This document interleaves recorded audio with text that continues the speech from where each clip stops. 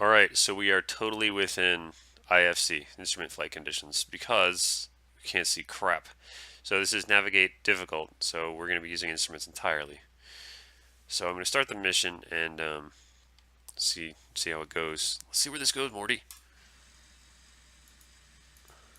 Really just want my instrument. Okay, wow.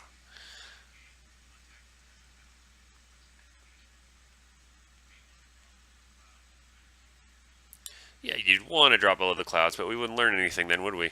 So let's contact a Napa Tower. Hopefully they reply this time. Just F4, request azimuth.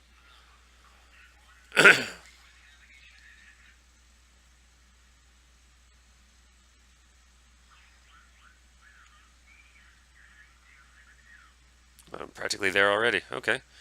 So I'll just set my heading 260.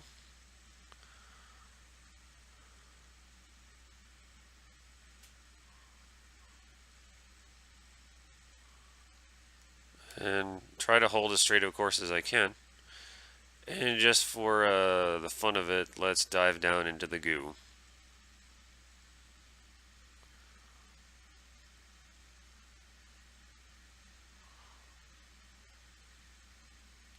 Now that's our heading. Our course should be 260. I don't know what direction the wind is blowing us. That would be good to know here, because we may have to do some wind corrections.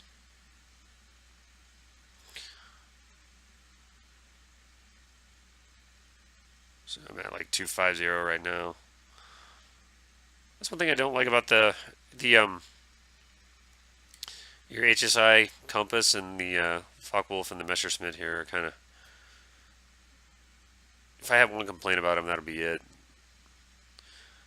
As far as their cockpits go, kind of hard to read, you know.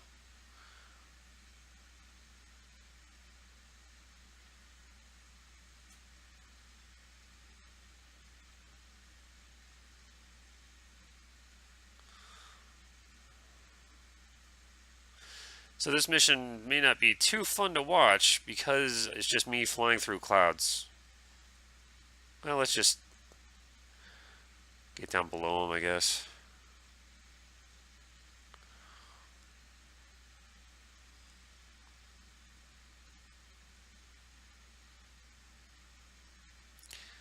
This does not seem to be a horribly stable instrument flight type. Well, the agility, the like instability I mentioned earlier, kind of come into play here. You want something that kind of holds a course fairly reliably, so you don't have to keep making corrections, so you can hold an accurate flight plan. A little harder if the plane's bouncing all over the place, but pilots back in the day used to do it, so why can't I? In the comfort of my own home. Still drinking my coffee today, so not as informative or interesting as I might otherwise be, so sorry about that. Coffee of the day is Komodo Dragon Blend from Starbucks, available at your local Starbucks or grocery store or whatever.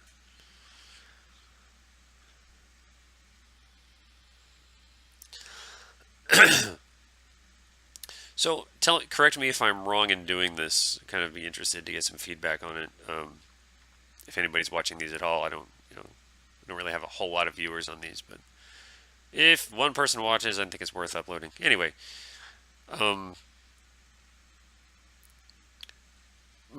I said before, as far as the World War II types go, I'm primarily going to fly the P-51. It's got a special place in my heart and my mind. It's just a beautiful, beautiful machine. And I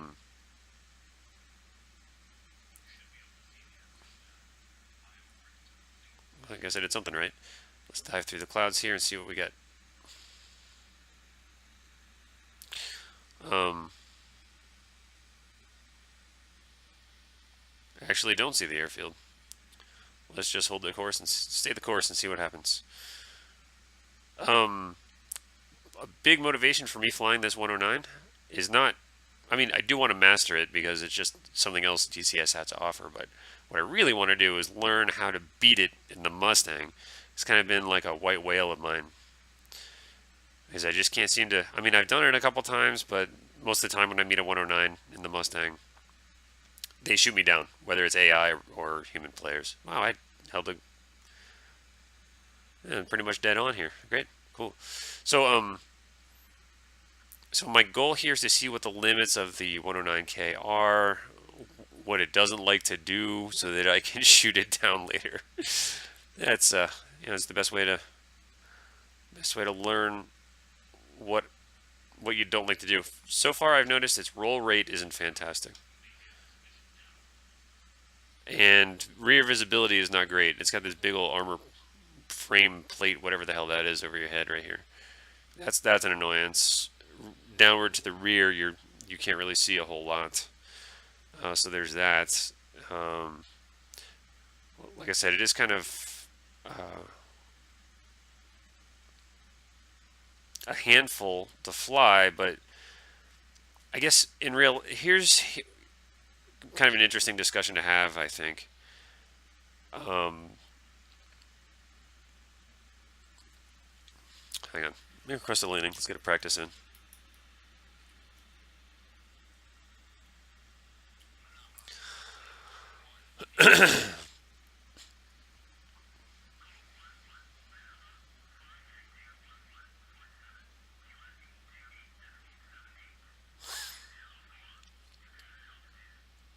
Back in the day, in real life, when you're flying an aircraft, ergonomics are huge. Like your physical situation in the cockpit, how the controls are they easy to manipulate? Is it cold in the cockpit? Is it uncomfortable? Can you physically operate the aircraft in a reasonable way that minimizes workload? In a simulator, we don't have to worry about any of that. It's because we're going to bind whatever controls we want to the HOTAS. I'm guilty of that. I mean, we all are. Otherwise, we got to reach for a keyboard, which is not very flight simmy. So basically, we're putting a HOTAS system in an aircraft like the 109K, which never had it, making it much easier to fly. Also, we're flying from the comfort of our own room. So if you look at like the MiG-15, for example, one of the big advantages the Sabre had over the MiG was pilot comfort and having a good heater and a comfortable cockpit that was easy to, sit in and, whatever. So by the time they got to MiG Alley, the MiG drivers were all worn out and had been freezing their asses off, and the Sabre pilots were all cozy and could fly at optimum, human performance, right? And they had better G suits, and I don't think that's simulated in DCS at all. So the MiG-15 has more advantages than it would have had historically when you're flying in DCS. Same here with the 109K. I mean, this cockpit. I mean, don't get me wrong. I would figure it out. I would love to fly one. But compared to something like the Focke-Wulf 190, if you've flown that in DCS, you really appreciate good ergonomics. It's just a beautiful cockpit in that Dora. It's amazing. Everything's electric. It makes sense. It's easy to read. But for example, look at this gun sight. When you turn it off, it covers up your VSI, and that's one of your most crucial instruments. So, like, you know, in real life, this probably would have mattered a lot more than it does to us in DCS. So it changes the dynamic of,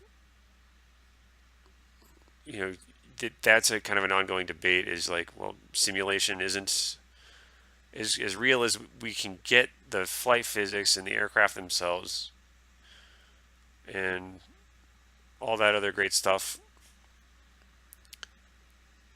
We're never going to get a realistic situation in DCS because we're not like, look outside. I bet if I was in this plane right now, I'd be pretty damn cold. My toes and feet would be pretty cold. My you get what I mean. You get what I'm saying, right?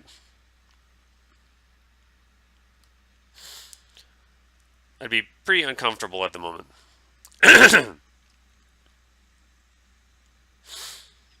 But right now I'm in even though it is wintertime or autumn outside, I'm pretty cold. I've got the heater on. I'm pretty cozy. I'm sitting here in my pajama pants, you know, talking about airplanes and simulations and stuff like that. Whereas if I was really flying this, I'd be pretty focused on the task at hand. I'm gonna fly an overhead pattern here. So while this is a very realistic simulation of this aircraft, I want to call it the meta situation around it, we're never going to get that right unless of course you want to go hardcore, build a simulator cockpit around yourself that's tiny and unergonomic, put all the switches where they actually were, turn your air conditioner down to 20 degrees, um, you know, stay up all night to simulate exhaustion. It's just a, and that goes back to the Mustang versus in multiplayer. There's this, it's an ongoing argument in the Eagle Dynamics forum. It's like, okay, well, the plane I'm flying right now in DCS is the pinnacle of, it's like the ultimate Bf-109, the K. It's a late war version, and by the time they developed it, Germany was not doing so great. They didn't, all their best pilots had been shot down or retired or injured or whatever.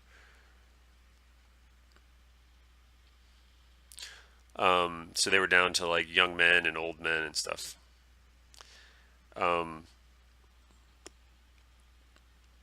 the materials used to build this plane and the tech in the industry they would have used to construct it were in shambles. Their supply chains were broken. The industry, their factories were bombed to hell. Um, so they didn't end up building many 109Ks. They had like operationally what a couple dozen, if that. So it's an amazing aircraft, but is not representative of what a P-51 would have encountered in combat. They would have been flying against like the G model, the Gustav, most of the time because that's just what they had. Further, when they built the 109K, the build quality, the standards of construction were pretty low. They just needed to hurry them out of the factory, so they weren't like the engines, especially, which is the feature of the aircraft, what makes it amazing.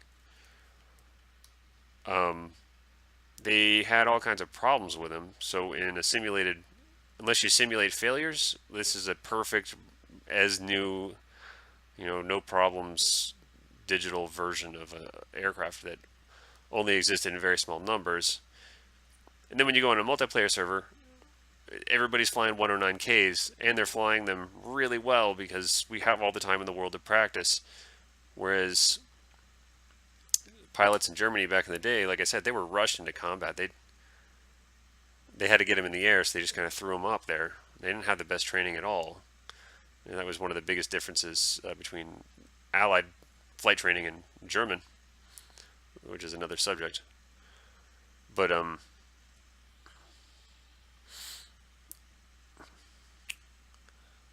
so right. Oh, this is way too. My base leg is way too short. I'm gonna have to correct that. There's some wind going on for sure. Yeah, I got blown off course. Blown. Sorry about that. I'm just gonna do a go around. That's what happens when you start rambling about stuff and you don't pay attention to what you're doing. See, I'm trying to simulate the stress of um, bad weather landing by talking about something. Um, yeah, so the complaint is like, hey, we wanted realistic 1944 conditions in DCS, and we don't have them. Instead, we have the superplane, the 109K, flying in large numbers by expert pilots, and our Mustangs can't hold a candle to them. But it's just, I mean, that's kind of what happens. That's been my experience. Um, but I mean, you're also flying over the Caucasus region. It's not going to get as real as you want it to be. Basically, don't worry about it is what I'm saying. All right, I'm going to do an early crosswind leg here.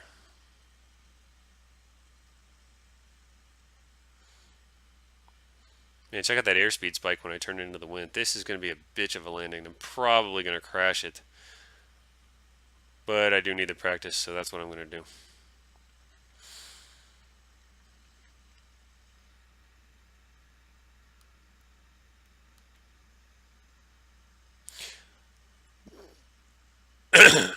And ultimately, it doesn't matter what kind of arguments you have. I mean, this is the 109 that we have in DCS. It would be cool to see some others, not for game balance reasons, but for historical interest and something new to learn,